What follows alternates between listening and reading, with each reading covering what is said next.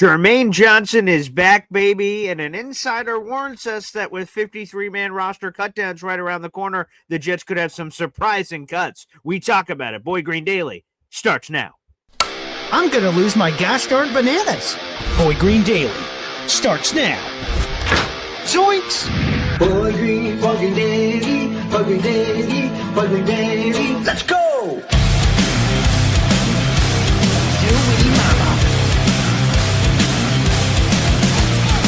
Put your seatbelts on. Get ready for the ride. We're the freaking New York Jets, so we're built for this shit.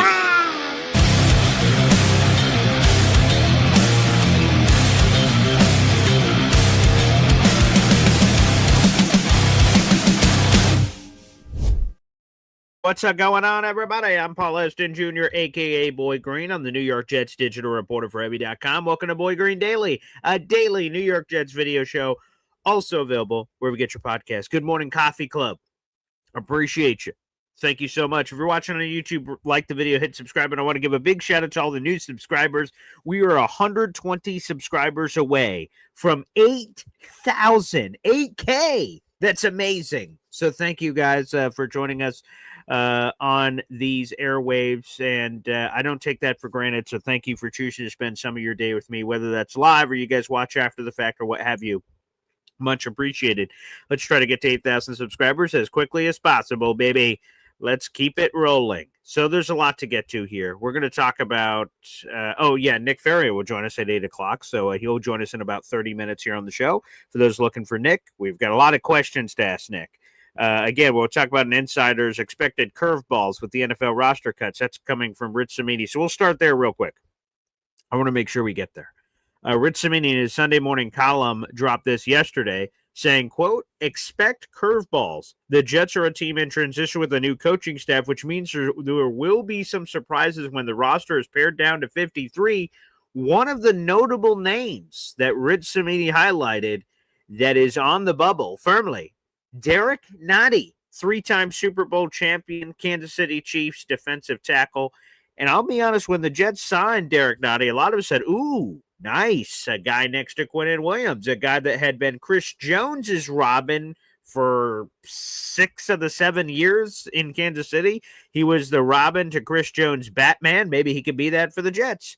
And in 6 of those 7 years, he played an average of 40% of the defensive snaps. There was a solid piece in the rotation on the defensive line. This past season, he only appeared in 20% of the defensive snaps for the Chiefs. So they were sort of phasing him out, and now he's here on the Jets. And apparently, things are not looking good for Derek Nottie, apparently.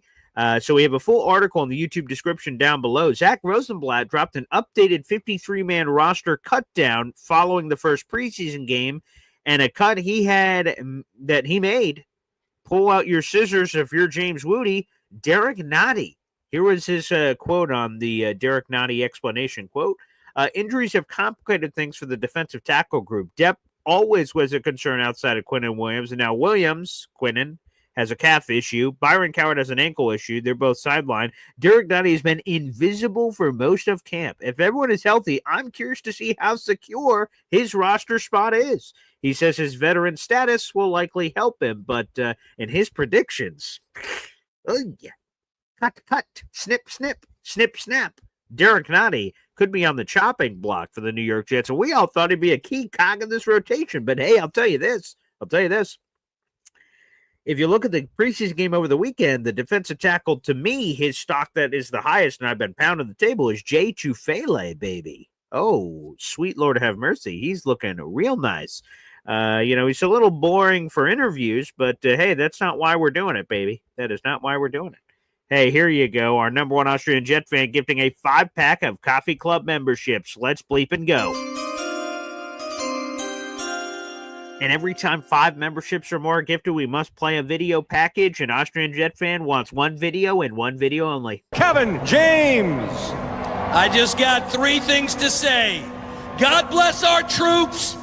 God bless America. And gentlemen, start your engine!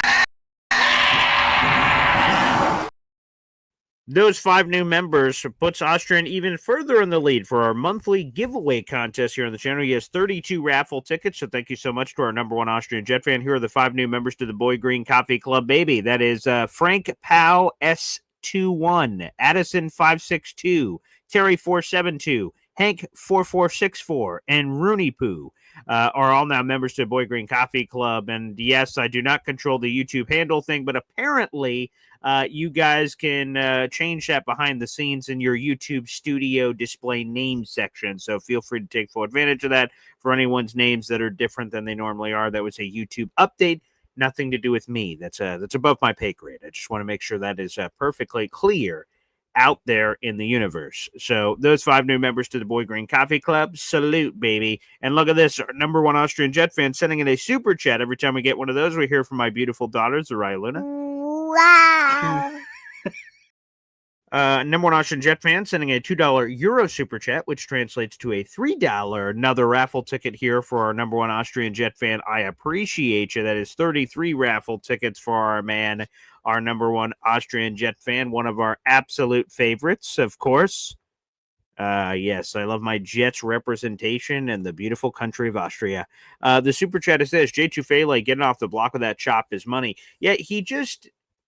Obviously, Leonard Taylor III had the splash play everyone's talking about, where he comes around the edge, great tomahawk chop, strip sack on Malik Willis near the goal line. Jay Tufele falls on the ball. That's a touchdown. So, there was a splash play from Leonard Taylor III. But I'll tell you, Jay Tufele, there was a consistency to his game. I'm not trying to crap on LT3. There was just a consistency to Jay Tufele where he was disruptive. He had a sack and a half. He had 2 quarterback hits. He had the fumble recovery, of course, for a touchdown. He just looked explosive. He just looked unstoppable, quite frankly. It's a preseason game, so take that for what you will. But he looked terrific. So I loved everything I saw from Jay. And I was super low on Jay. I'm going to be honest. Super low. When we signed him, I made a joke about him possibly being in the WWE bloodline. But besides that, I mean, his numbers were underwhelming. The analytics were underwhelming. I'm like, why did they sign this guy? But it goes to show you that the coaching staff gets paid a lot more money than I make. So you know what? If they think he's the guy, great. And obviously, in a very small sample size of a preseason game, it sure looks pretty dang good. Pretty dang good. So a big salute to Jay Tufele. Again, my big winner over the weekend. By the way, joint practices for the New York Jets start tomorrow against the New York Giants. We'll have a double dipper Tuesday and Wednesday. It's a home-and-home series. Jets host the first one. Giants host the second one. So it should be incredibly competitive and juiced up. A aside is, I'm curious, do the Jets starters still play in the preseason game this weekend for Jets Giants Snoopy Bowl if they're getting this level of joint practice? I don't know. We'll hear that from AG. AG is set to speak tomorrow, but it will be sort of fascinating to see on that standpoint. Excuse me. Let's get to this too. Come on. The big news, obviously, is Germaine Johnson. That's amazing to see. I am so happy. We did a pre-recorded video yesterday because I heard about it on the Twitch stream of Germaine. The breaking news was Germaine was set to be activated off the PUP list. That happened yesterday. And just so happy for Germaine. He's coming off a ruptured Achilles tendon that he suffered in week 2 of last season against the Tennessee Titans. Missed the entire year. A devastating loss for our defense. And there's just no question about it. So it's just awesome to see that Germaine is back. Now, here's what it all means. So the Jets activated him off the PUP list. It was a long-anticipated move. This was expected to happen. What this means, according to Richmond, is he passed his physical, and now he's officially cleared to practice. So while he was on the PUP list, he could attend team meetings, he could be around the team, he could do those kind of things, but he was not allowed to practice when you're on the PUP list. Now that he has come off the PUP list, he is allowed to practice. I would fully anticipate that Germaine is going to be worked back slowly. I would be shocked if he's participating in the Jets-Giant joint practices. Spoiler alert for anyone who's out there as well. I would be very surprised if Germaine's out there. But, again, we'll hear from AG coming up as well. So we'll hear what happens. I see JBogo751 says, who wrote this? Nick Faria. And if you're talking about the article in the YouTube description, I believe in the YouTube description down below, I wrote it and it was a original sourced story from Zach Rosenblatt. He's the original credit? So no, not Nick Faria. Nick Faria, we will talk to in about 20 minutes here on the show. He talked about some player stock up, player stock down, but the big thing I want to get into with Nick, and we'll talk about it with Nick, is last week ahead of the Jets preseason game, Aaron Glenn announced that he would be playing as starters. Nick Faria came out and said that was a big mistake. And I'll be curious to hear what Nick Faria's thoughts were initially on that. And now that we saw what happened to the preseason game, did anything change from that? Basically, he was pointing at injuries that could happen. So we had not talked. Nick talked and wrote about all that post our weekly interviews, which he joined us every Monday at 8 a.m. So we'll see what happens there. But again, massively happy for Germaine. Let's see how he comes back. Great news. He announced it on his Twitch stream during the preseason game, but we were all lost for preseason news, so none of us saw it. And then I ran into it on TikTok and saw that his Twitch video game stream put it out. I'm like, oh man, we gotta talk about this. This is massive news. So really excited for JJ. And let's see how he returns. Again, the Jets did not make a significant addition at defensive end this offseason. That says to me that the Jets expect Germaine to be Germaine very quickly, and it makes a lot of sense. So, that's maybe lofty expectations for a guy coming off a torn Achilles, but, it is what it is. Again, that's why I advocated for the New York Jets to bring in a Jadeveon Clowney. Then you could allow a Germaine to come back at his own pace. With no Jadeveon Clowney waiting in the wings, there's a inherent pressure on Germaine to come back as soon as possible, as quickly as possible. We just don't want any re-aggravation of any injury. That's for sure. People ask us all the time for the giveaways, like what are we getting? So if you spend $3 on the channel, you have a raffle ticket for our monthly giveaway. Okay. In rare occasions, the giveaway will be different. Like last month, it was a $20 raffle ticket to try to win tickets to a Jets game. So occasionally we'll do that, but most of the time they're going to be raffles just like this. So if you spend $3 on the channel, that's just gifting a Boy Green Coffee Club membership. Every time you do that, you get a raffle ticket for a contest. Here are the items that are all up for the victor. We will draw this winner on September 1st.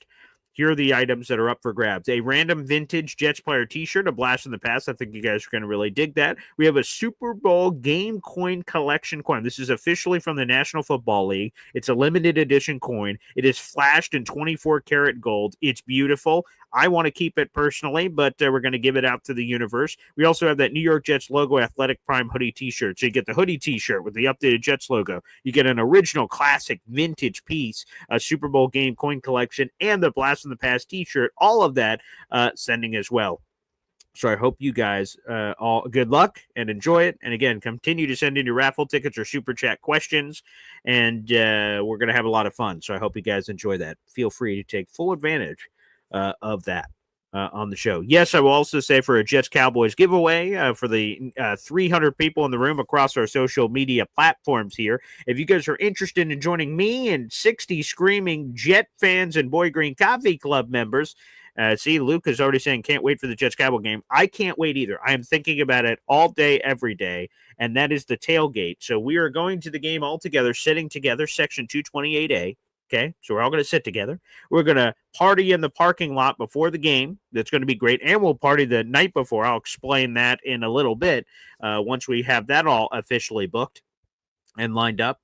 But we'll have a professional chef and Chef Kevin Gilbert cooking before the game, which is going to be amazing. We're going to have commemorative t-shirts and all the Jets. We have 2 tickets left. The tickets sold out, but unfortunately a person that was set to go to the tailgate no longer can, so we have to flip those tickets. So we have 2 tickets left. Once those 2 tickets are sold, I will not be selling any more tickets, folks, out there in the universe. So if you want in and that interests you, it's $300 per person.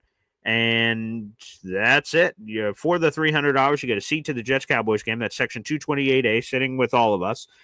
You also get a commemorative t-shirt, and you get the tailgate before the game with all the food catered by the one and only Chef Kevin Gilbert, baby. And the menu, I just can't lie, it's spectacular. You should want to come because there are a lot of great Jet fans. You should want to come because it's going to be a fun time kicking some Cowboys ass. But, the main reason, quite frankly, you should come is this beautiful tailgate menu, which is here on the screen. It's all catered by our professional chef, Chef Kevin Gilbert. Make sure you subscribe to him and his son's YouTube channel that is at Fastest Food Reviews. We're going to have sliders. We're going to have dogs. We're going to have Chef Macaroni Salad, garden salad, toasted pretzel sticks with beer mustard. I mean, we're going to have ziti, Pop's bacon popcorn. Oh, baby, the food is spectacular. They are real and they are spectacular. So it's going to be an amazing menu. Everything you see on the menu is going to be there from a professional chef, Chef Kevin Gilbert. So if you want some of this action, folks, you get it while the getting's good. Only 2 tickets left, and then it's over. So, folks, take full advantage while you still can. Please do. All right, let's get to the phone lines. Excuse me, not the phone lines. We'll open those up in a little bit. Let's get to your questions and comments. Yes, I did see Zach Wilson, yikes, at the goal line, spin around and missed a guy wide open, then flat for a touchdown. Yikes. Hey, look at Dick Chimney's Burner's back. Hey, good to see you. Morning, everybody. Good to see you back in the chat. Welcome back. Welcome back. There you go. Yeah, I saw Tyler Shuck, nice touchdown, and then a pick six, a little bit of a mixed bag there. Also, for our overall NFL fans, at 11 o'clock today, I will be back live with my partner, Jim the Man-Child Lurch. He also will be at the tailgate. That's official for those that are curious. If you go down to the YouTube description down below, you'll see a link that says, subscribe to this channel, The Man-Child Show with Boy Green Digital. Our radio show has gone digital. We're putting out all kinds of content, and you guys are going to be really excited for this football season. For the Jet fans that are watching and listening, of course, right now, Jake Asman will join us every single week talking New York Jets on that channel. So that will not be over on this channel. That will be exclusively on the Man-Child Show with Boy Green Digital. So make sure you guys subscribe to that channel. We're giving away a lot of free crap. As soon as we reach 300 subscribers, we're going to give away an autographed Super Bowl photo of David Tyree. And by the way, we're already over 200 subscribers. So thank you, everyone out there in the universe, for all the love. I really appreciate it. So that is absolutely beautiful. Yes, that's absolutely beautiful. So that would be a wonderful thing if you guys can subscribe. And again, we're going to be continuing to give away free stuff. We're going to be reacting to NFL training camps, or preseason rather, Jets, Giants, Bills, and all the other interesting storylines of note. We'll be doing that as well, coming up at 11 o'clock today here on the channel. And look at this, a cool little note here. Oh, wait a second. Hey now. Booyah! Our boy Badshaw out in the audience is going to be donating a new item to the tailgate not the tailgate giveaway, excuse me, the giveaway for this month's raffle. Okay, here it is. Let me throw this up immediately. If you guys watched the other day, we were joined by professional chef Tim Lopez. He's a Super Bowl chef. He worked with the Philadelphia Eagles for 14 years, and he has a Super Bowl ring from the team for being on that 2017 first Eagles Super Bowl. And big shout out to Badshaw here. He just sent this in on the Discord. He would like to add this to our raffle giveaway this month, a copy of Kickoff Kitchen. It is a book that Tim Lopez put together. It's his first cookbook ever, and there's 64 game day recipes inspired by every professional football team, including your New York Jets. So basically, there's an appetizer and an entree for every team in the league, including the Jets. And it's cool game day menus, step by step on how to make this awesome food that you all see on your screen here, including a couple sections for the New York Jets. And big salute to Badshaw, who wants to add this in and donate it in. Really cool. And I'm sure Tim is really going to appreciate that. So we'll reach out to Tim and let him know that that's part of it. So I will update the graphic now with Kickoff Kitchen making it as well. So Badshaw, great idea. That's absolutely okay. Thank you so much. And Tim was awesome. So I really appreciated having Tim on the show. You know, a chef did not think I was cheating on him, having another professional chef here on the program. So I appreciate that as well. And great. You know what? It's a great book. I have it. It's sitting over here on my, there it is right here. It's on my wonderful bookshelf here. Kickoff Kitchen. It's a beautiful cover. It's a hardcover book. Absolutely beautiful. 64 game day recipes, and I'm just some average Joe. I thought I was going to be able to, look, I just pulled up sausage gumbo from the New Orleans Saints. I mean, and this is a cool thing. I gave a shout out to this. Look, this late night steak and eggs, the Las Vegas Raiders. Oh my God, that's beautiful. I just said this. Ethan Greenberg, he's a New York Jets team reporter. He's my guy. He's a Syracuse alum. What he does on a week-to-week basis during the season, he does this thing called Ethan's Eats. He puts on Instagram and TikTok and everywhere else. And if the Jets play, so they play Pittsburgh week 1, wherever the Steelers are in this book, what he does is he makes a dish from whoever the team the Jets are playing, and then he just tries it out and tries new food and stuff. So it's really cool. It's a really cool idea. He's been doing it for many years. And now you guys have an opportunity to sort of do that out in the universe.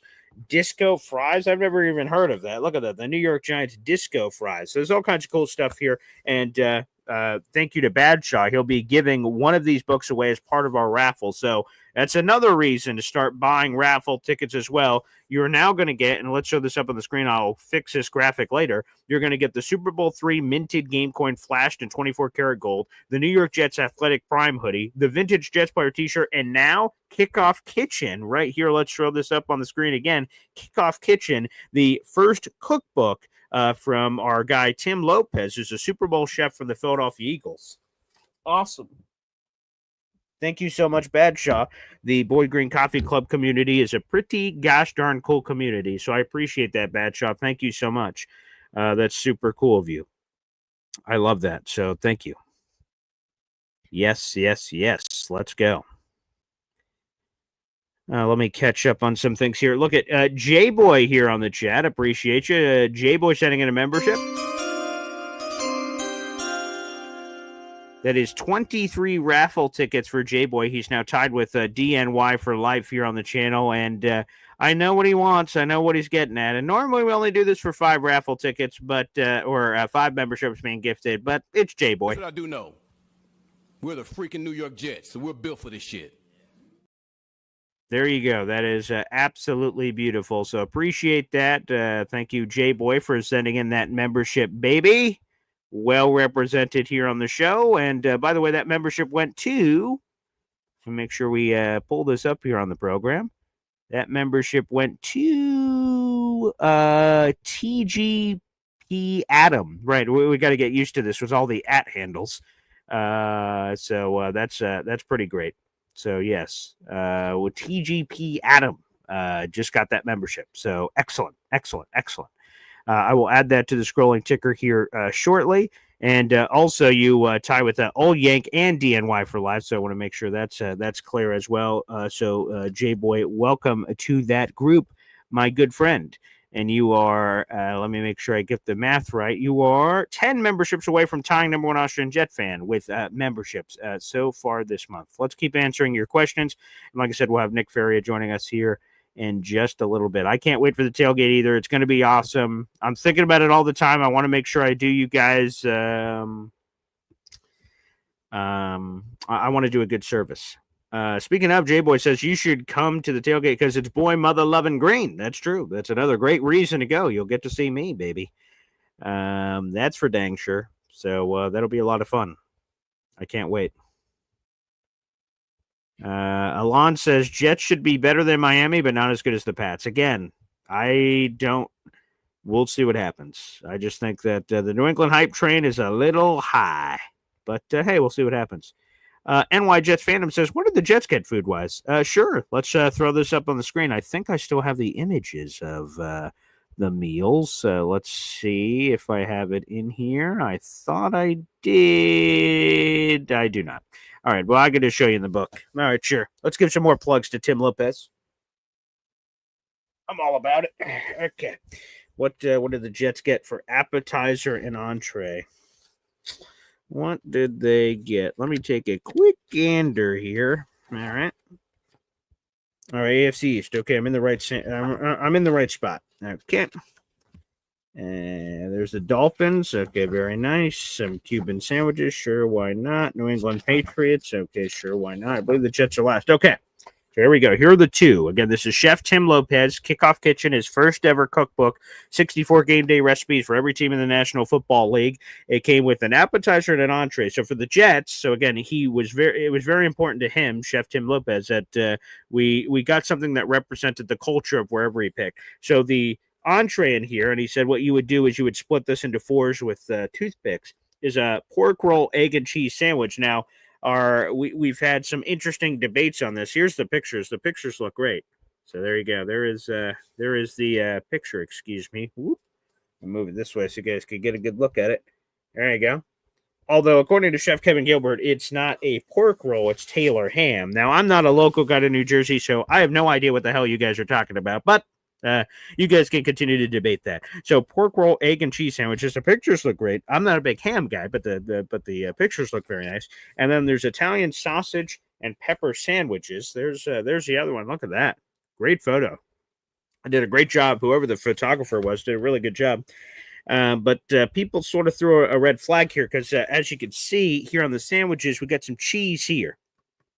And a lot of people said that was a big no-no. So, But yeah, Italian sausage and pepper sandwiches and the Taylor ham. Those were the two items for the New York Jets. So you guys let me know. I'm not from Jersey.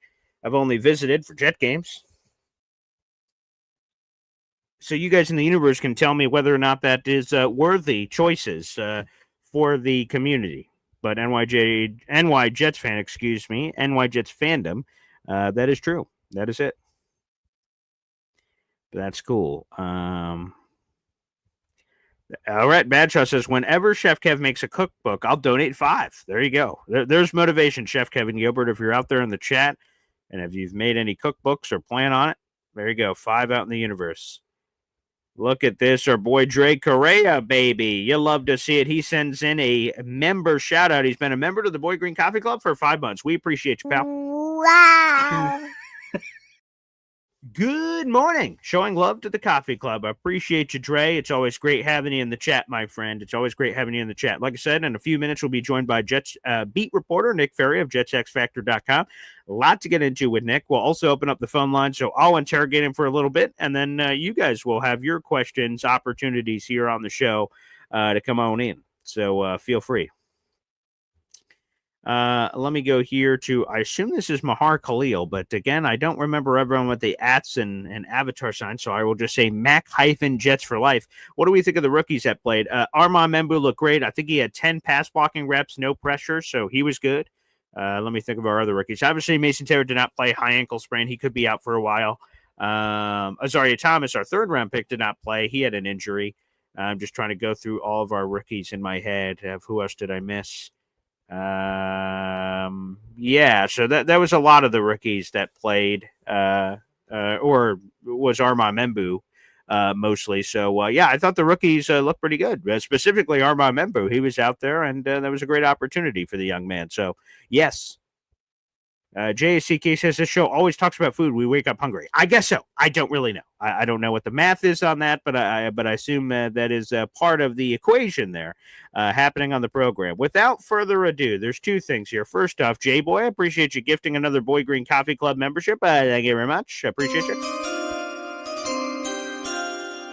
We'll add that to your total. You now have 24 raffle tickets, separating yourself from a tie where you had a tie with all those people. So thank you very much. And that Boy Green Coffee Club membership just went to Dick Chimney's Burner. Welcome back. Great to have you back on the program. So Dick Chimney's Burner, you are back on the Boy Green Coffee Club. Shout out to J-Boy. All right, let's go to the phone lines. It's our guy. It's our main squeeze. It's our Jets beat reporter for JetsXFactor.com and bringing all the latest to us from the Riverdale Press, Nick Faria. What's up, Nick? Good morning.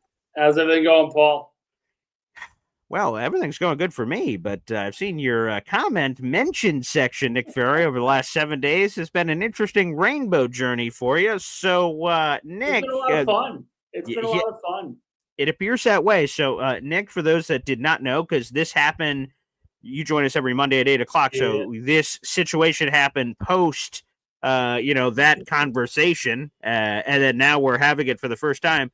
And I don't want to put words in your mouth, so I'll let you describe what you said, your reaction to Aaron Glenn playing as starters. I'm curious that thought process because, again, what I've always championed on the show is I don't want a bunch of yes men. If I just say things, people go, yeah, you're handsome, Paul. Yes, I love everything you say. I love when we can have good conversation. So it seemed like you were on the other side of the fence about whether the Jets should have played their starters. And now that we saw the results this weekend, how does that pair with some of the things you said? So give it to us here to start us off. Oh yeah, I mean the first part is of course player safety. There's no real threason because they're already going through a hard training camp. I always feel, quite frankly, there's no need if you're going through a hard training camp to play players in the preseason. You're already kind of going through those in-game scenarios. And listen, it worked out for the Jets. None of them got hurt. We shall see if it actually helps them. A big argument against the point is, okay, well, we want them to be ready for the start of the regular season. Okay, well, now we have to wait and see if this quarter and a half or even really just a drive from some of the starting offensive players actually will work. So we'll see what happens against Pittsburgh if this actually ended up being the right decision after all. Again, this isn't going to change my mind here, guys. People are going to be angry. That's fine. I would much rather have players healthy, make sure that you essentially wrap them in bubble wrap for a good month and a half to make sure they're ready for a full 18-game season. There is no exact science to this. There are teams that have been highly successful by playing their starters in the preseason. There are teams that have won Super Bowls because they sat their starters in the preseason. So there's really no exact science to this. Quite frankly, the thing that I probably laughed at the most was the fact that everyone was so angry about preseason. And everyone really, really cared about preseason action, which again, perfectly fine, but everyone's shutting their TV off after the first half of play, most likely. So listen, it's fine. Nothing I can't handle. It was a good and fun debate. Loved all the comments and whatnot. And listen, it happens. It happens. Yeah, so you just went Allen Iverson on us saying we're talking about preseason here. We're talking about preseason, which I can appreciate. And also, so let me just clarify just to make sure. So, okay, Aaron Glenn says, we're playing our starters. You're like, that seems like a mistake. And then a lot of people threw heavy, blunt objects from you from the social media streets and yelled at you very loudly. Did that change your opinion at all? Like, you know what, maybe the peer pressure of all of this yelling should make me change my mind. Did it or did it not do that? I'm sorry. To clarify, I should change my mind for a preseason take. That's what some people said in the streets. Starts and ends with, hey, I think they should be focused on getting players healthy for the start of the season. We on the right page there? Yeah, yes. Being prepared for the regular season. Again, the season does not end after week one. So even if they are unprepared for week one, that does not mean their season ends. Last year, they made the great, people made a great example. I think Jake actually made a great example. Well, look what happened last year. They go into San Francisco, they look completely unprepared. But did their season end because of their loss to San Francisco? No, of course not. There were so many other games that the San Francisco loss really is meaningless throughout that entire year. Their loss to Denver was worse. Their loss to Minnesota was worse. There were so many bad losses that year that I'm not going to look at San Francisco and say, actually, this was the demarcation point of when the season went off the rails. Of course not. It's week one. So listen, people will be upset. By the time week one rolls around, no one's going to really care who started and didn't play in the preseason because week one is the ultimate outlier of the NFL year. It's just what it is. So screw the people out there. I like it. Yeah, screw those guys. Beautiful. We got 400 people in the room. We're talking about preseason action here. Like, come on. You're fired up. There's no question about it. So we appreciate that. Nick, there's a lot of players that stood out in good ways and bad ways from the preseason game. But one of the ones I want to highlight here is someone that you highlighted that I have not heard a lot of people highlight. Punters are people too. Giving an Austin McNamara shout out. Speaking of angry things being thrown at, when the Jets cut Thomas Morstead, a lot of Jet fans were like very upset that they cut him. And some guy named Austin McNamara, who hadn't, and they also signed Kai Kroger at the time, but Austin McNamara had done nothing. He had a brief Bengals stint last year and then didn't make the team. And then basically, I assume had been on the couch for months. And now all of a sudden he was the guy set to replace that. Angered a lot of people, but first debut in a Jets uniform, not too shabby. Quite frankly, and it isn't just based off of that game. He's been fantastic in the preseason, in training camp. Like, he really has. The ability to have enough hang time on some of these coffin corner kicks is something that he's shown throughout the last few weeks. So with McNamara, he is showing, quite frankly, that the Jets made the right decision just letting go of Thomas Morstead, getting a little younger at punter because he's got a lively leg. He looks very solid. He looks in control. The moment doesn't seem too big for him. You see sometimes punters, they get inside their heads a little bit, but he has been very, very solid, and he had a great game against Green Bay. 2 punts in the first half go inside the 5-yard line. One forces a fumble because of the bounce, and again, you can't really prepare for that kind of bounce. There's no real science to that. But the fact of the matter is, he helped cause a turnover. He actually helped bring up 10 points in that particular game because the coffin corner punt in the first quarter or the early second quarter results in the fumble 6 that the Jets had, and then a few plays later, it's I believe it was a field goal. So, to be quite honest, I thought McNamara was fantastic. He was a massive winner from Saturday's game. There you go. We're talking about preseason, and we're talking about punters. You're welcome, America. Beautiful here on the program. Well, Nick, one of the bad things that happened from the game, we'll try to balance the sandwich here, is all the penalties. 10 penalties, 91 yards, including Michael Clemens. So I want to start off with Clemens for a second because Jet fans want him burned at the stake. They want, and quite frankly, they've wanted that for a few years now. But specifically, every time anything bad happens to Clemens, they want him gone. I look at the roster and say, who in the hell is taking Michael Clemens' spot? I think he's a guarantee to make the team, but Nick, you're around the team a lot more often in person. Is Clemens a roster lock? That's a great question. I think we'll probably know more next week when Germaine starts practicing and everything like that. Once he gets acclimated in that way, it really is difficult because if you're looking at him in the vacuum of who he is, what he's done, he doesn't deserve a roster spot. He has more penalties called on him than actual sacks, and that's just inexcusable from an edge rusher. Philly had this guy, Derek Barnett, for a long time, and he was the same exact way. And everyone wanted him out the door. He leaves, goes to Houston, has a great career, actually, to this point. He's still with the Texans. But it's those kinds of things when you're so undisciplined with this one team, it's just a disaster waiting to happen. And sometimes it means just cutting ties and moving each other the opposite way. Other times it's just, listen, dude, you made this one mistake in the Packers game. You better learn from it. And I think that's what Aaron Glenn's kind of saying. Like, listen, have these penalties called on him moving forward. And then so that way you can learn from that. Maybe that's the solution. But again, in fairness, the Jets were one of the most penalized teams last year. So were Aaron Glenn's defenses. It's really just one of those things where if you are penalized a lot, people think of it as a bad thing. But Baltimore was highly penalized last year. Mentioned Detroit. Philadelphia had their share of penalties. There's no set reason of why this team should be derailing themselves on the field with pre-snap and all those other different things.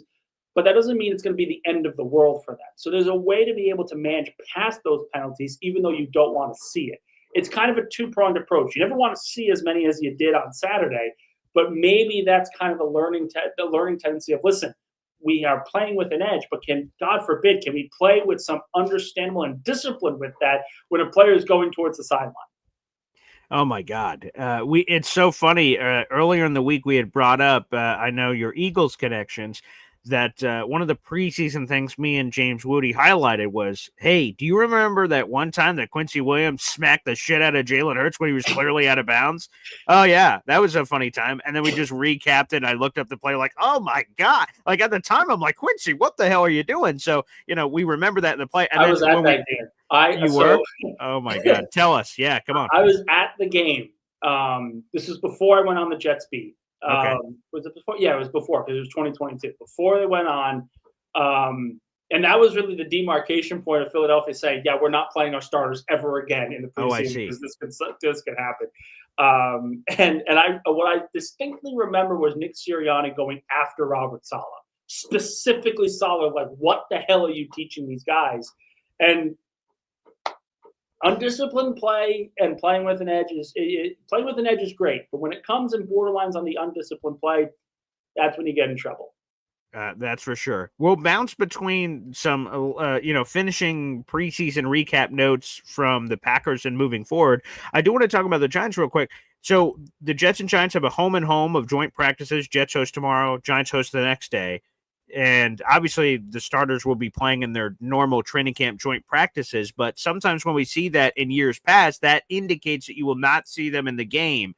I know we have not spoken to AG yet this week. That doesn't happen until tomorrow. What's your prediction? Are we still going to get the starters against the Giants? Because I imagine if we don't get them against the Giants, we're definitely not getting them in the preseason finale. And maybe all we've seen from the starters is one drive. So what's your expectation here? I have absolutely no expectation because, okay. because again, it's more of the Aaron Glenn's talking about we want to win every single game that we're playing. Okay, well, does that mean you're playing these guys in the preseason after joint practices? Normally, when you have a joint practice, you don't play the starters. That's just common throughout the National Football League. So, and that third preseason game is only about the backups and those guys competing for those final roster spots. So we're going to find out more Tuesday, Wednesday. I wouldn't be surprised if the Jets struggle during joint practices that they play the starters for a little bit. Would not surprise I me, understand what you're especially saying. now that they played in a preseason game. Why are you going to stop now? Why use the first game as the demarcation point to play the starters if you're not going to use the second one? So it's still a wait and see. A lot of it could come down to how these guys look in joint practices. But gun to my head right now, I would say they probably play because the offensive line could have some problems against this Giants defensive line. The secondary for New York isn't that good, but if that secondary wreaks havoc like they have, that could be something to look out for. Yeah, there's no question. Again, we're speaking with our Jets beat reporter Nick Faria of JetsXFactor.com and the hot guy on the Riverdale Press, for God's sakes, here on the program. Got 400 plus people in the room. Like the video, hit subscribe. We'll open up the phone lines here in a little bit. The massive news yesterday, of course, is Germaine Johnson gets activated off the PUP list. That's really exciting for Germaine. And now that means he is now eligible to practice. Now he's off the list. But there's a difference between eligible and then actually doing it. Plus, just with the timing, there's joint practices this week, which takes it to another level of intensity. How quickly are the Jets going to integrate Germaine Johnson here? It's great that we're 3.5 weeks, give or take, away from the season opener. So there's some time here to, allow Germaine to sort of marinate as we're going through this process. But how quickly is he going to get thrown into the deep end of this pool? I don't think he's going to be thrown in very quickly. I think they're going to try to integrate him slowly, make sure he's 100%, make sure he's in football shape. He's clearly worked out, clearly gone through his rehab. But there's a big difference between coming back from a rehab and coming back and being ready to go at the start of training camp from an off season. So I don't personally expect to see Germaine Johnson in any team drills or anything like that, any one-on-ones against this Giants offensive line, regardless of if he's ready or not. I think they want to incrementally get him to a certain point, probably next week, maybe the week after. The thing that we have to understand, and I've said this now for months, and I think Jet fans need to be reminded of this. If you are expecting Germaine Johnson to just walk into week one and get a sack or have like 5 sacks in the first 8 weeks, you are setting yourself up for disappointment. He is coming off an Achilles injury. Those injuries take about 2 full years to get back to 100% the way he was before the injury happened. This first year is about getting confidence in that leg again, getting confidence in that Achilles again to make sure that he can go out and play a full season. There should be no expectation for the first half of the year. It should just be about him getting some playing time. That's really what it is, because if you're expecting him to come out and be a starting edge rusher, you're going to be disappointed because that may not be the case. There are obviously some outliers, players who have been able to come back with a torn ACL and Achilles and play really, really well coming off the injury, but that's not the norm. That's sort of the outlier.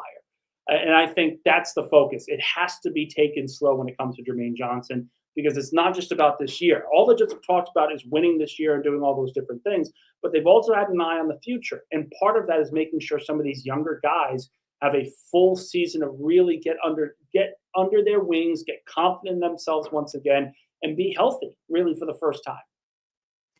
Again, we're speaking with Nick Faria here on the show.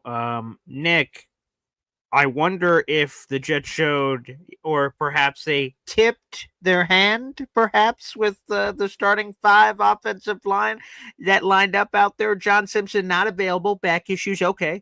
So I was like, well, who the hell is going to be starting at left guard when we line up this Packers preseason game? Are the Jets going to do any roster shuffling? Does just the next guy on the unofficial depth chart, Cole Lavau, is he just the guy standing up? Well, we got our answer. Joe Tippmann left guard, Josh Myers center. Again, did that tip the Jets' hand with anything with this competition, or was this just, hey, this is what they're doing in the intermediate as Simpson is currently hurt? I think they trust Joe Tippmann to play multiple different positions. And it's one of those things where he's built, honestly, a lot like Landon Dickerson, where he's a little bit bigger than normal centers nowadays, where, you could move him to guard and he can still play really, really well. But his natural position is probably still center.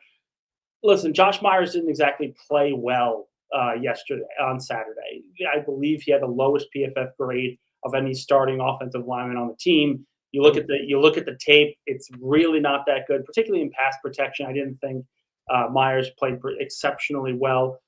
At full strength, when Simpson is back, I fully expect Joe Tippmann to be the starting center. We don't know when he's going to be back, though.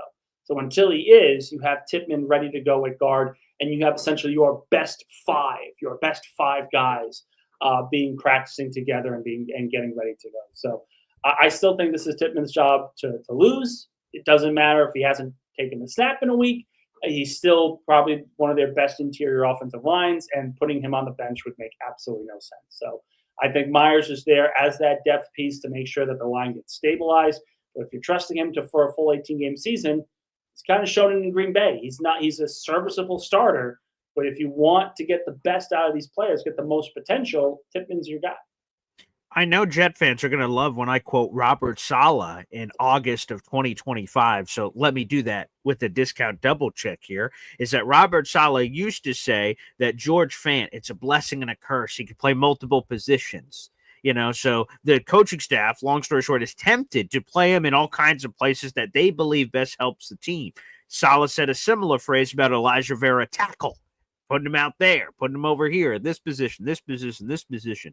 Is that the curse here for Joe Tippmann? Because as soon as an injury happens, like Jet fans, I would just say from a fan perspective, Joe Tippmann, continuity-wise, has been the center. We want him to continue to be the center. And him jumping around all these other positions, it may be more difficult to sort of find his home and find his coming. Because I imagine if you play center for like 5 years in a row versus playing a little bit of left guard, a little bit of right guard, jumping all over the place, you can't be as good of a player as you would be if you just committed to one position to do all the intricacies of one position to get to the next level. So my fear is with like Simpson in the back, who knows how serious it is, but any of these injuries happen, they're just going to start moving Tippmann all over the place like a chess piece to get the quote-unquote best five out there. But that means Tippmann isn't long for center if they're ready to press the big red button in the room at any point to throw him in a different position to help out the team. I think it's more of just a matter of they brought in Myers kind of for this reason, where you have that added depth. And when you have a versatile player like an AVT, like a Tippmann, you're able to move him around. Look, Dallas, for a long time, they had Zach Martin as their best offensive lineman. When something happened to any of their other guys, they would move Martin around. There was another great example with the Chiefs. They had Tooney, who's their best offensive lineman. The tackles go down. He has to play throughout the playoffs. They get to another Super Bowl last year. So there's a lot of examples of having great guys, great players, and having to move them around over and over again. You don't want to do that every single year. You don't want to do that every single week. You would prefer to have your guys fully healthy.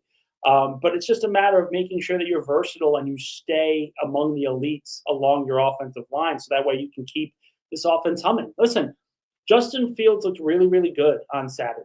But to think that he is just going to walk in and dominate for 18 games when he hasn't even played a full season as a starting quarterback, I think is a little foolish. You have to understand what he is as a quarterback. There's going to be some highs. There's going to be some lows. The one thing that can't change is the offensive line. If that offensive line plays like they did on Saturday consistently and they stay healthy enough, they are going to win a lot of games. They're going to win a lot more games than people realize because they're going to own the line of scrimmage. An injury here, another injury there, then that conversation has to be changed a little bit because really the focus of the Jets offense this year is going to come down to the offensive line. If they play well, the team's going to be good. If they don't, it's probably not going to look too good.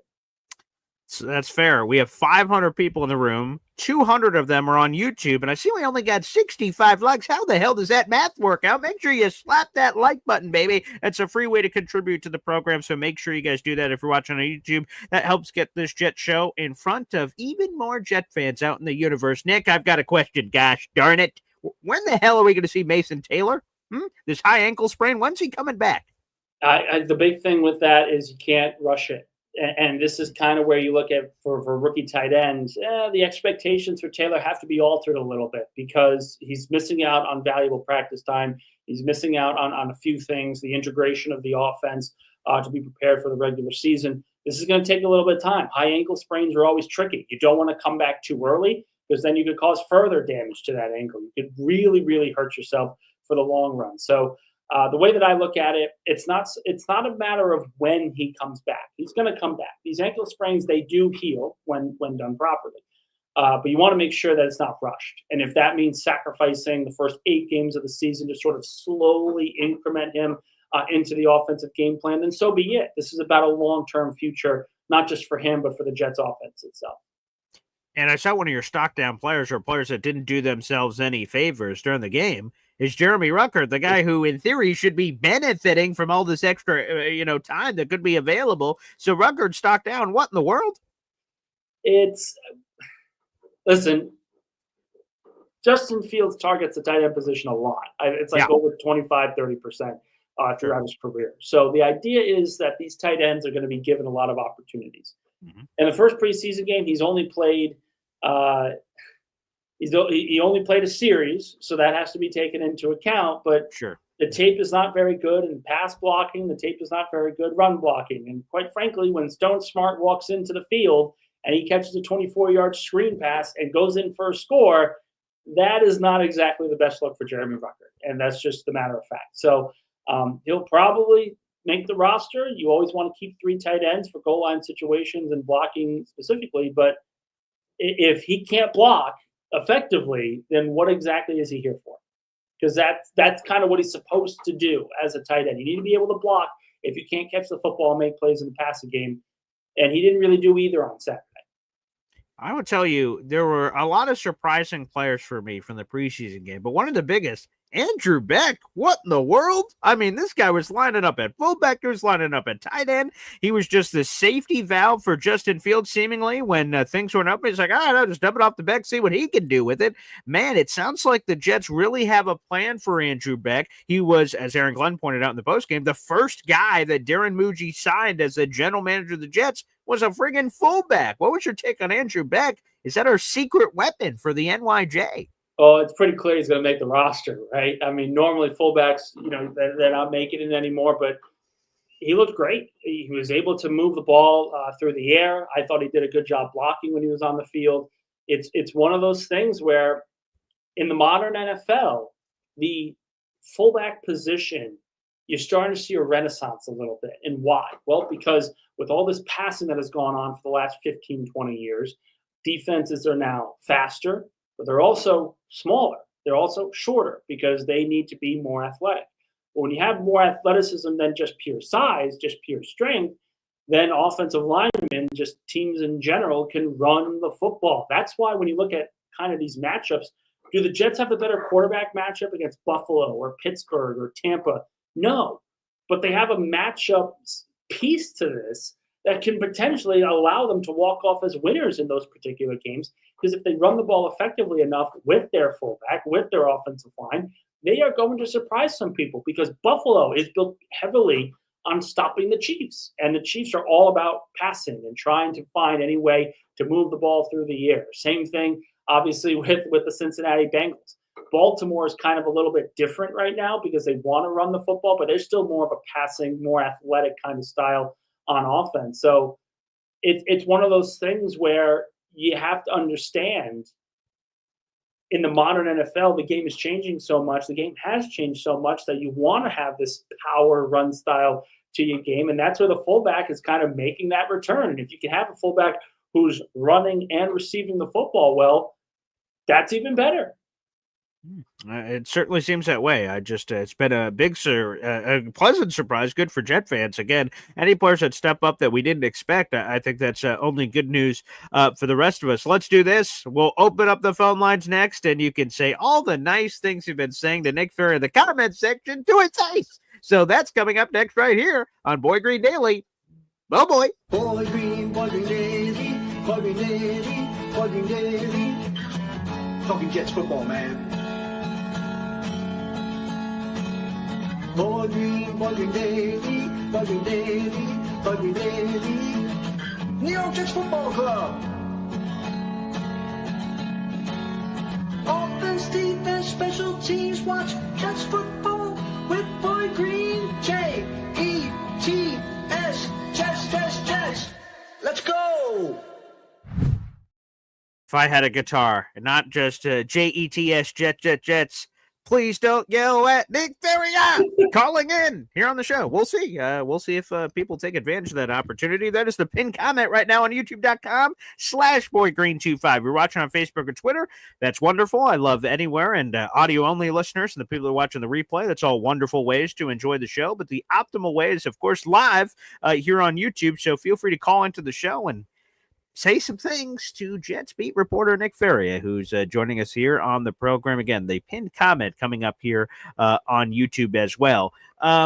Nick, the other thing that people said coming off the preseason game is that the Jets just sort of look prepared because, speaking of Saleh earlier, the Jets were consistently not prepared. It was almost as if the Jets had 3 quarters to play with and every other team had 4 quarters because the Jets just sort of gave up the first quarter with seeming lack of preparation. They're like, don't worry, we revved up the engine. We're coming for you now in the second quarter. We're like, well, what happened to the first quarter? So AG, and they were saying that on the national broadcast for NFL Network, wow, this Jets team is so prepared. Wow, this Jets team came ready to play. And a lot of rose petals were thrown at the feet of AG. Again, it's a preseason game, so take that into all the consideration of everything we're talking about. But that was sort of refreshing from a Jets fan perspective.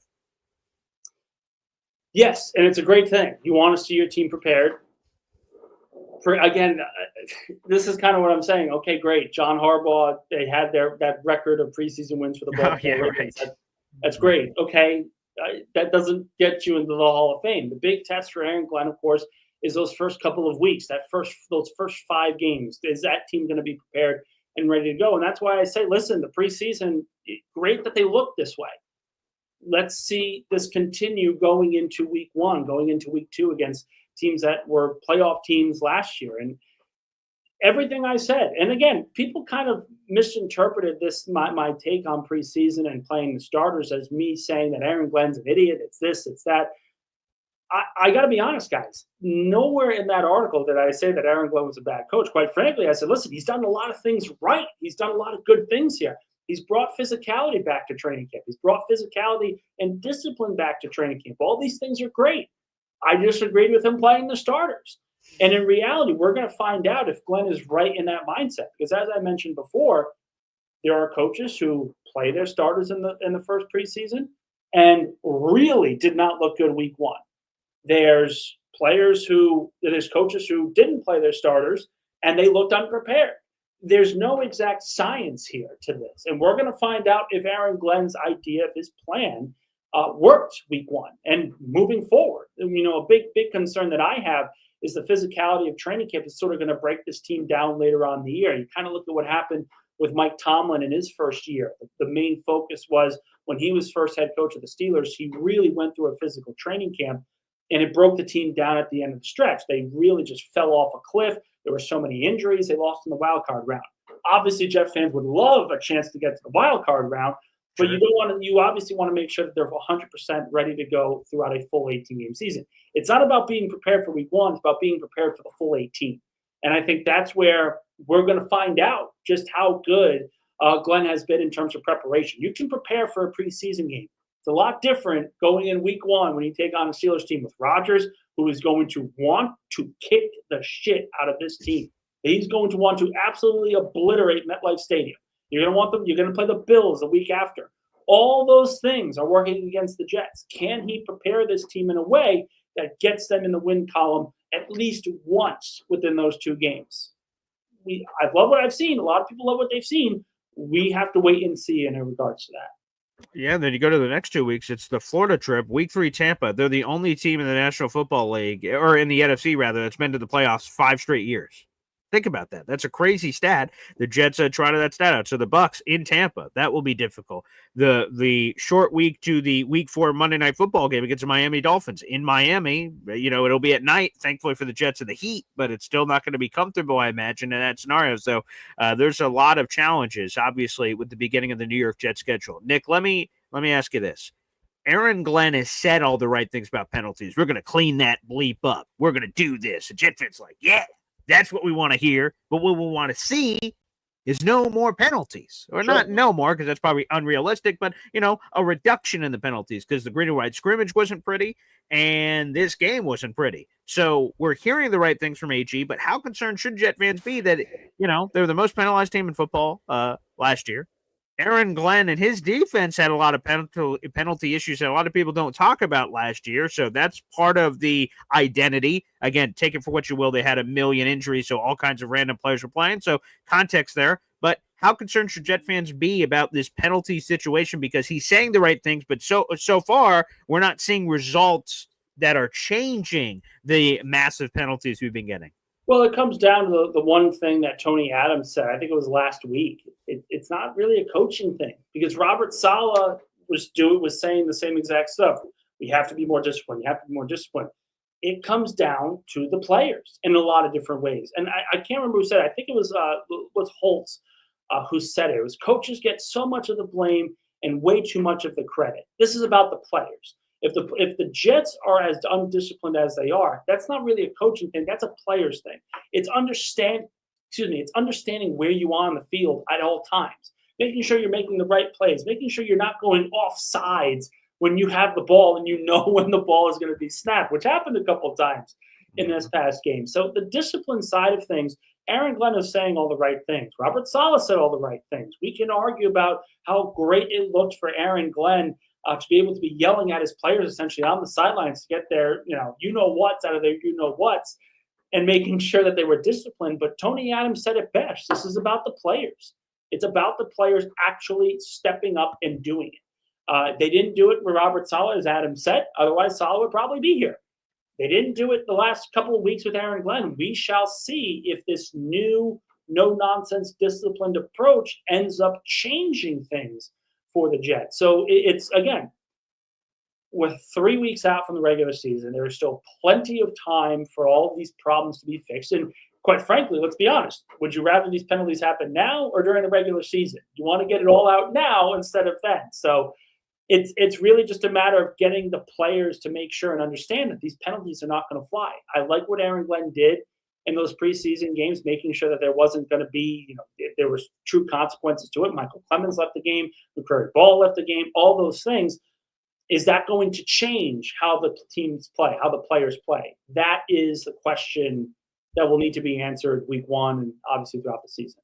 That's what I'm talking about, Nick. Get all some people say, oh, the Jets are really penalty driven in the preseason. They're getting them all out of their system before the regular season. See, they're playing chess. The rest of us are playing checkers. That's what I'm talking about, baby. Yeah, that's what I want to hear. Now, here's this. I don't know how by default, I see someone like, oh, glass half full guy. That's kind of guy I am.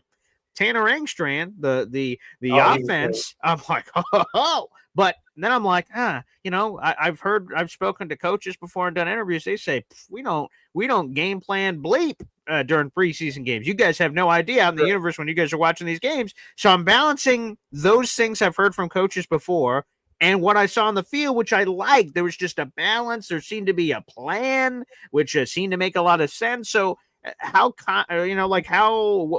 should our reaction be to the Tanner Engstrand thing that a lot of people seem optimistic about, including myself? But on the other hand, I know there's not game planning, whether defensively to the offense or offense to the defense for both. I was probably most impressed with Engstrand and his offensive philosophy and how they sort of managed the different quarterbacks that were playing in that game. I thought he came away as a massive, massive winner on Saturday because they didn't really do anything tricky. There were no end arounds. It wasn't complex. It was out routes. It was flats. Everything was just short. There were no real deep shots taken until later on in the game.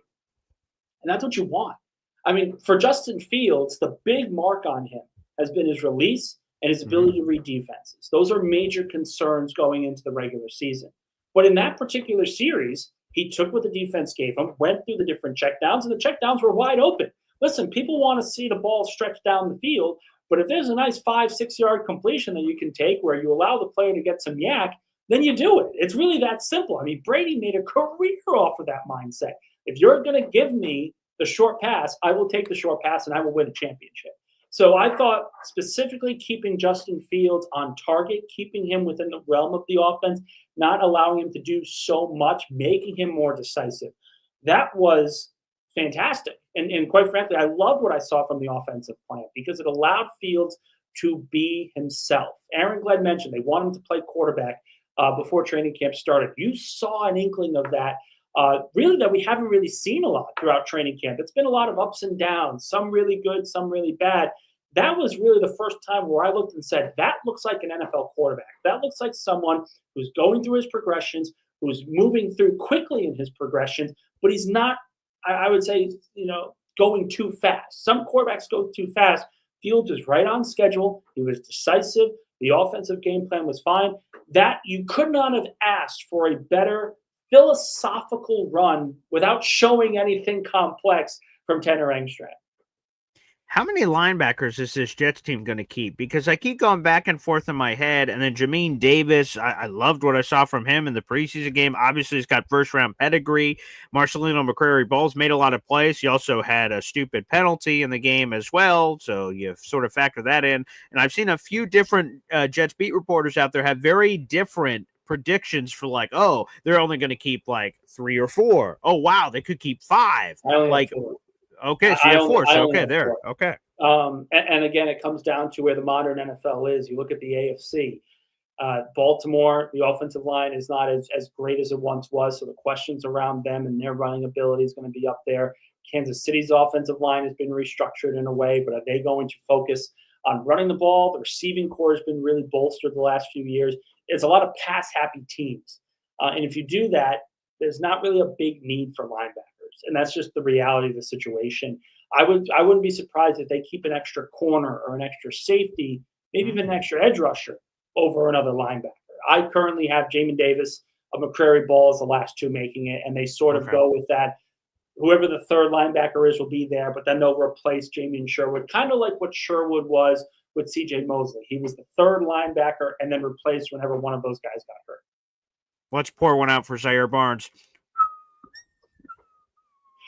It's just he hasn't done much in camp, and I think that's if you are a guy fighting for a roster spot, you need to make some splash plays. Hasn't really done that.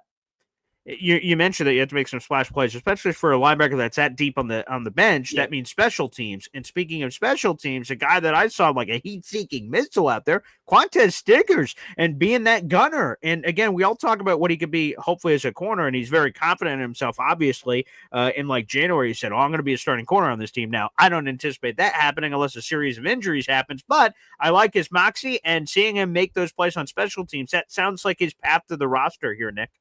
Well, it absolutely is, particularly when a guy is not going to be starting and you play a skill position. But Stiggers, he knows he needs to make it in special teams to be able to earn a roster spot, and I think he's clearly done that. They like what he gives on the defense and the secondary as a personal depth piece.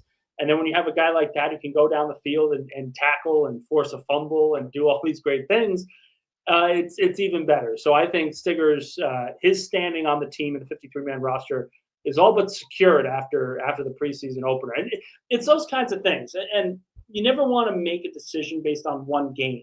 But the story of Terrell Davis, the Hall of Fame running back, the MVP, it was one play. It was one play that earned him a spot on the Denver Broncos roster in the 90s. And it was because of him as a gunner absolutely playing like a heat-seeking missile. That one play earned him the roster spot and allowed him to become the Hall of Famer that he is today. I'm not saying Stiggers is going to be a Hall of Famer, but it's another example of one play earns a roster spot. And it can really be just like that. And just real quick, I think I heard that story before. I think TD said that was back when the NFL did some international preseason games in Japan, is when TD made that heat-seeking missile moment. Again, you never know what that moment is, so that's pretty cool. Let's get to the phone lines. Hep joins us here on the program from the beautiful outside nature. What's up, Hep? Hey, Paul. Hey, Nick. Hey, fellas. Hey, Nick, I was wondering, I saw that Arian Smith made some catches in coverage. It looks like he's really getting a handle on this catching thing. What's your opinion?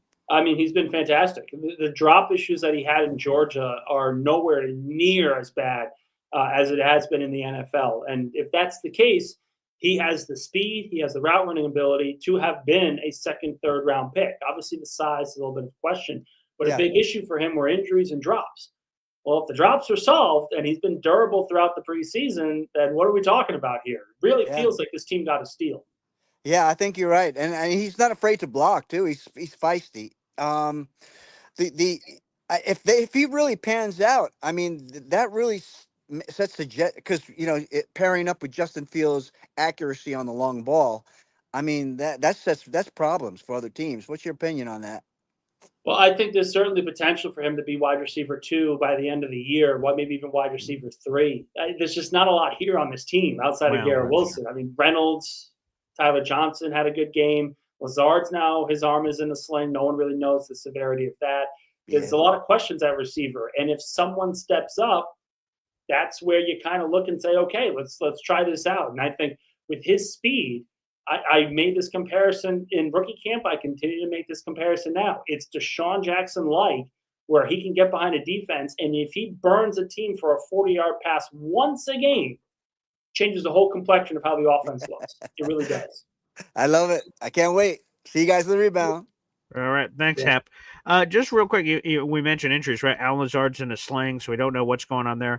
Another one that, it sounded really bad in the play-by-play on social media. We haven't heard anything since. Is Chris Boyd, the special teamer and cornerback, in Zach Rosenblatt's 53-man roster prediction piece that he dropped over the weekend. He mentioned that I'm going to mess up the word, so I apologize, because I don't want to send the wrong connotation for what I'm trying to say. But basically that there was some emotional social media post from Chris Boyd that seems to indicate it's a more long-term injury, but Zach says nothing's been official on that. Nick, have you heard anything about that? Because he was, quote-unquote, writhing in pain and clutching his arm, and it seemed very – I didn't get to see it in person. I wasn't at that practice, but I think that was the scrimmage. It sounded really bad, but we haven't heard anything since. It looked bad originally, but also – no one really knows to this point. The Jets have been kind of silent when it comes to injuries and the severity and how long it is.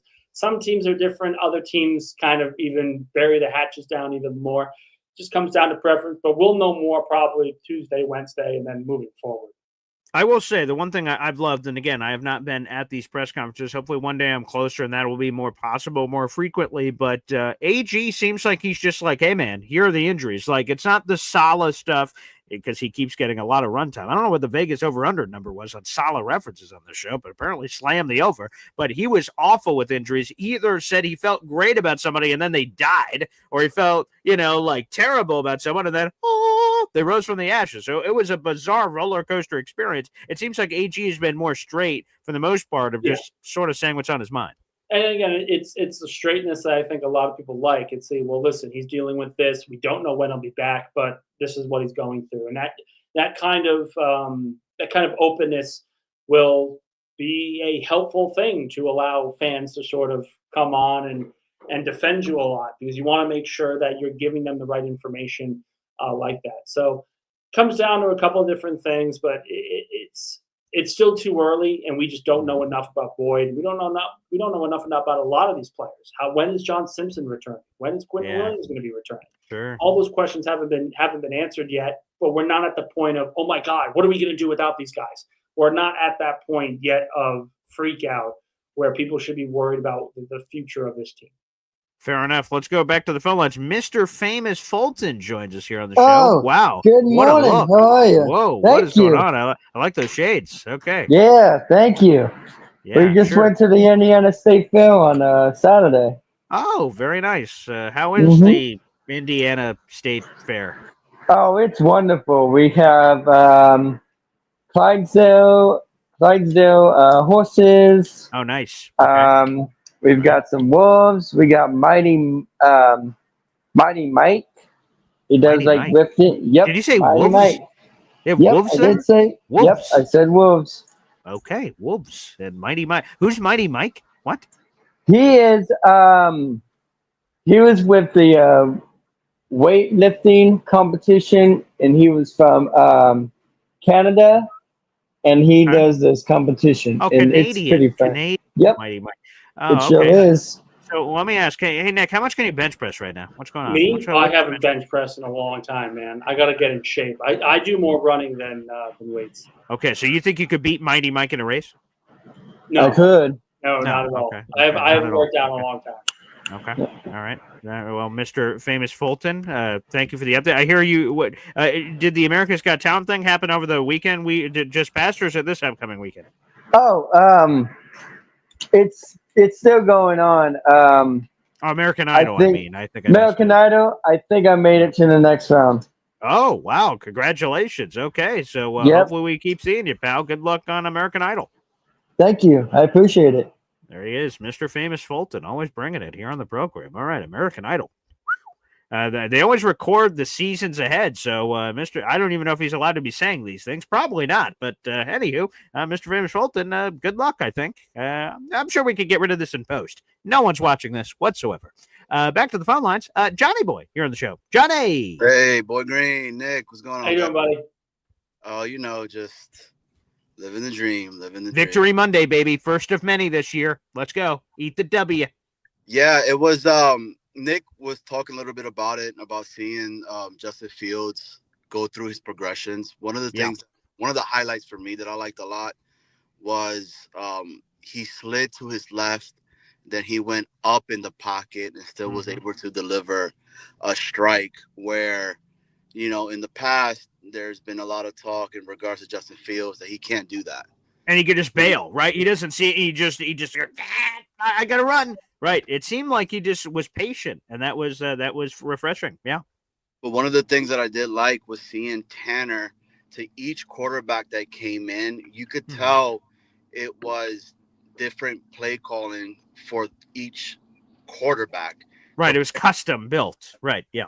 Compared to where it was before, where we was just like, this is for this quarterback no matter what. This is for this quarterback no matter what.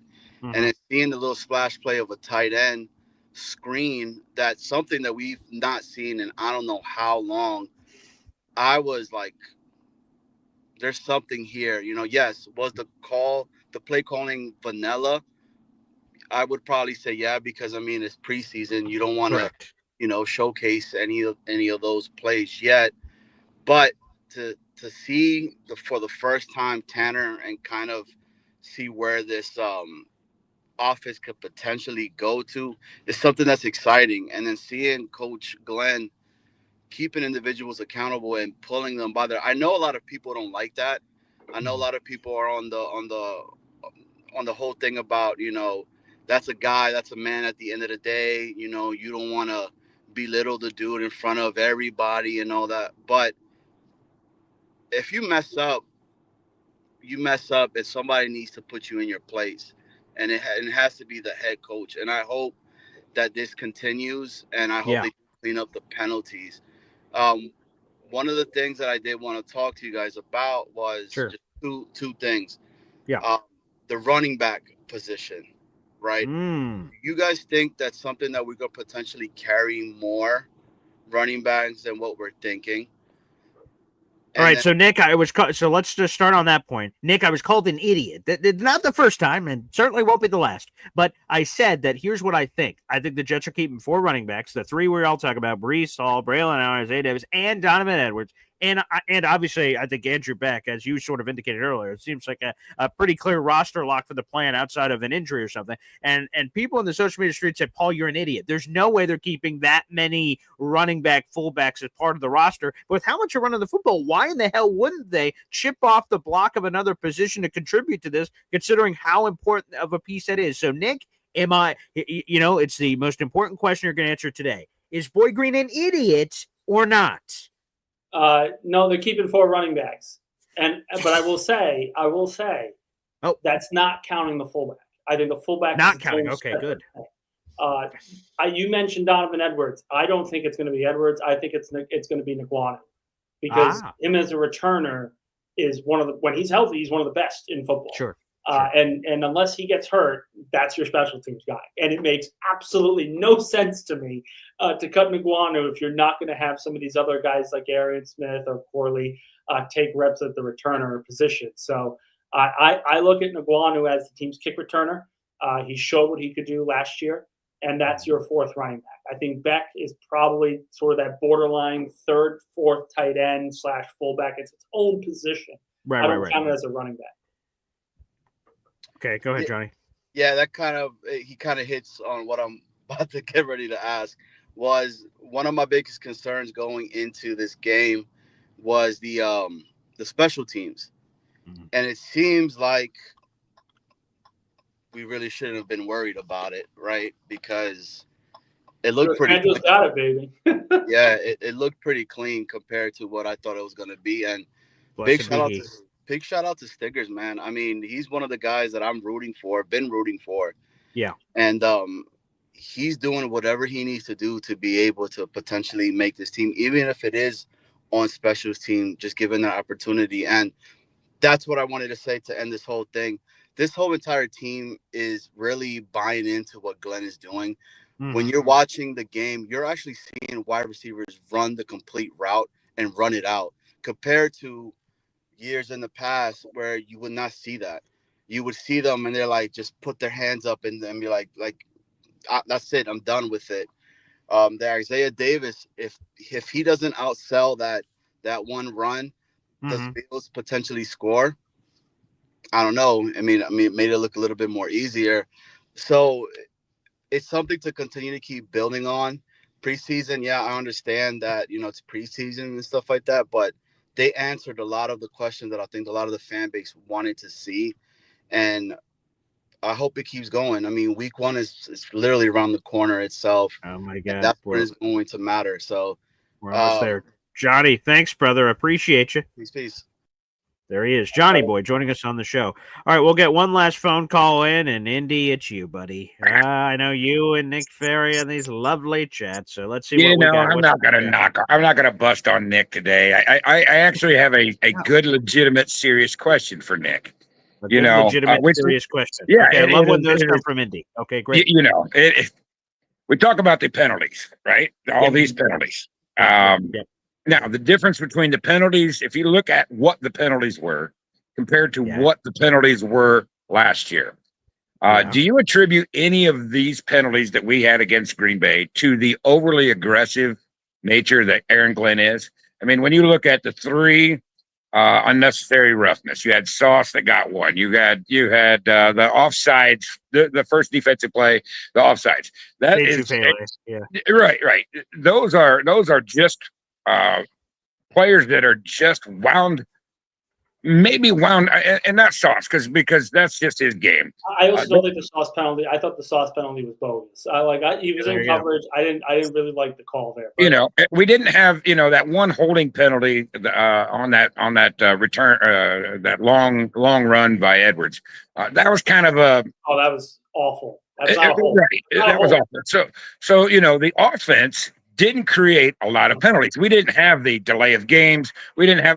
So do you attribute any of that to Aaron Glenn just having these players so wound up and so tight and so ready to play and run through the brick wall that we want players to do, compared to what you saw last year with all the penalties? We still have a lot of penalties, but they're different penalties. Do you see that as the change that the Jets need?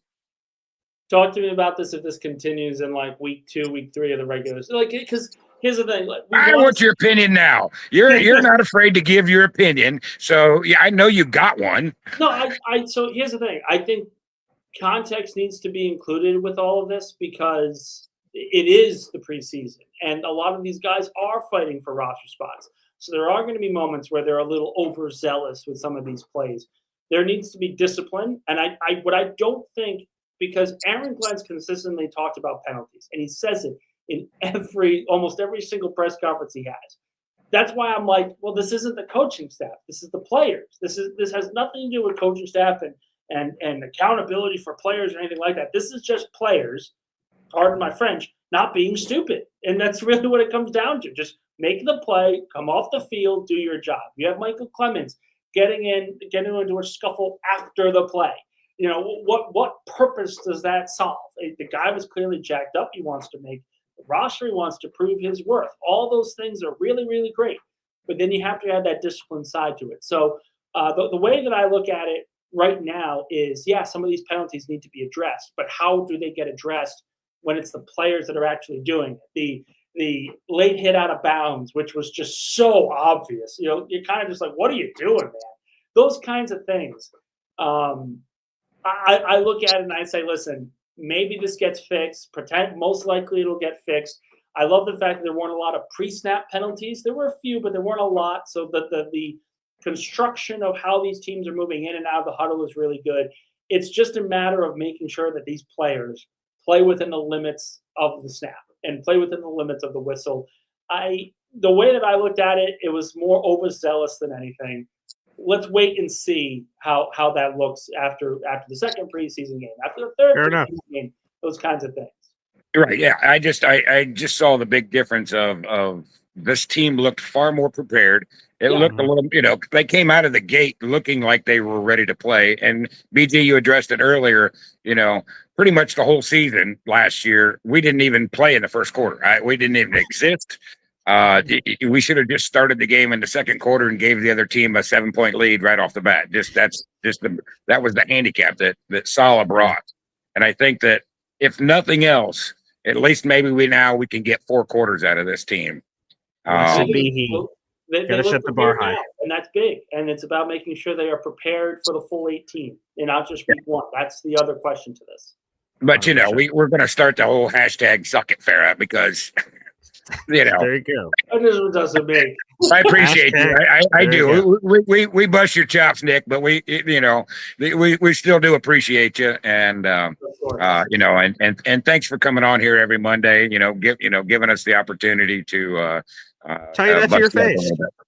Yeah, absolutely. Beautiful. Thanks, Indy. # suck it, Faria. Nice, you people. I knew that those were coming. I have one question and then apparently one more call here. So just give me the blueprint here, Nick.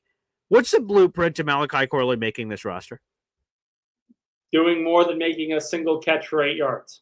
How about that? Well, there you go. It's just been okay. So making more plays, put it simply there for Malachi Corley. It's been a rough watch. We'll finish off with this. Badshaw, go ahead. You get the last thoughts here with Nick Faria, Badshaw.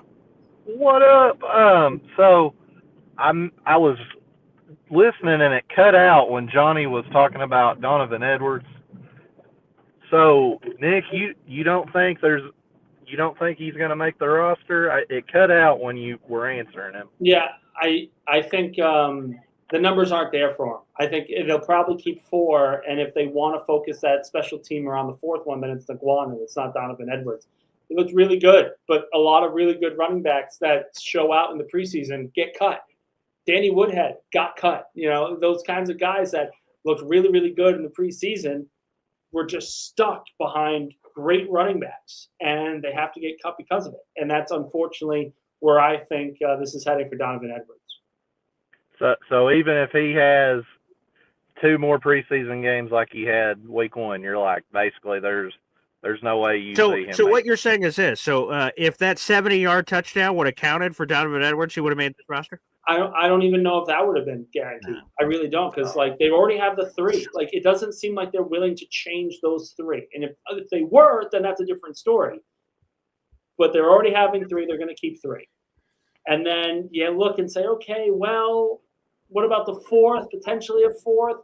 But then you want that guy to be on special teams, and Nguyen is an all-pro. Why would you cut the all-pro returner for Xavier Gibson or some of these other guys? Let's keep 5. Let's keep 5. Let's keep them all. There we go. Running back, let's keep 53 of them. Yeah. And let's take it away from another position. Are you going to roll with 9 offensive linemen? How many defensive linemen are you keeping? Those are positions of higher value. Lurch or Faria here, can you just stop with all your logic and reason as you're trying to debate me here on how many running backs I want to keep on the team? I'm sick of your facts, pal. Your facts disgust me. Unbelievable.